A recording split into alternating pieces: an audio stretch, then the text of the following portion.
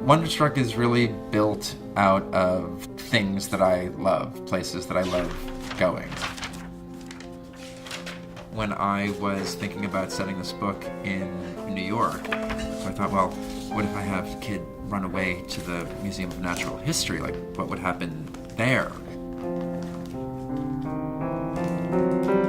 The Industrial Revolution was booming, and populations were coming here to New York. The city needed an institution to teach about the relationship of humans to the natural world.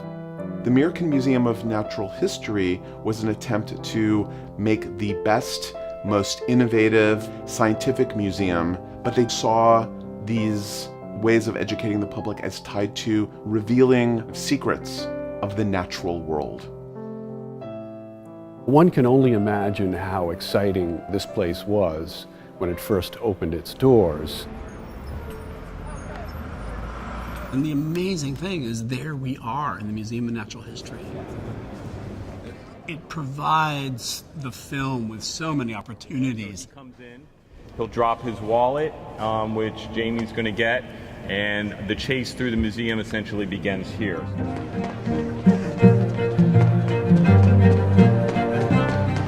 The breadth of them is really what's, I think, magnificent about this location.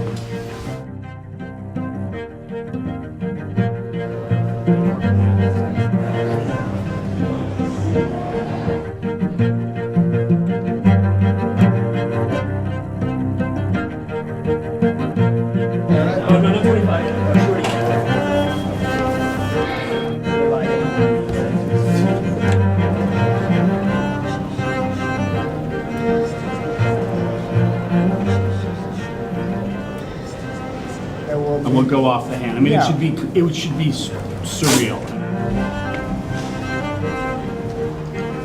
Perfect.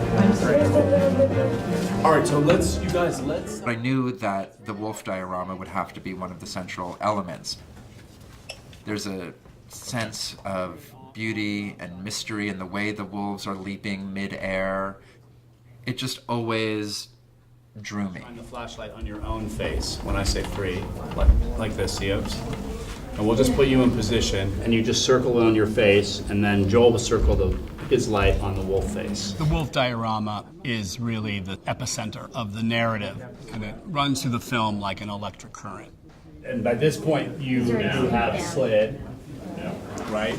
And then look at him there, Jaden. It's a place where a very dramatic and intimate scene occurs. This plays such a pivotal part in the narrative and the emotional story.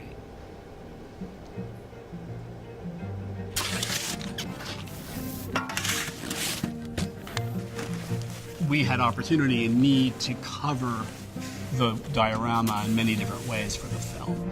And probably one of the most exciting is how to create the wolf element in the dreams. We want to have a sense of locomotion and movement in something that obviously began with a static source.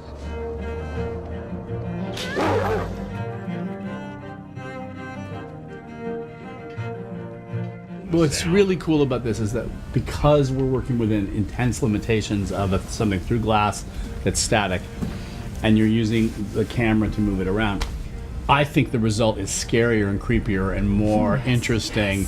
We really made motion out of stasis and used some of the most rudimentary techniques to achieve that.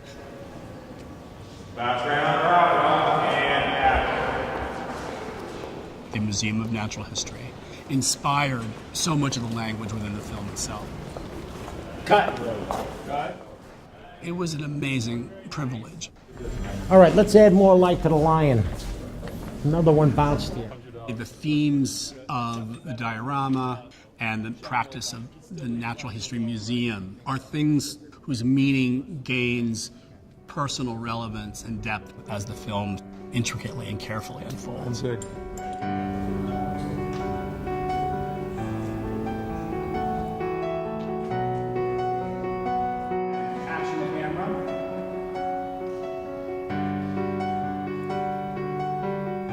The museum provides this personal one-on-one encounter and this immersion in the natural world that you just can't match.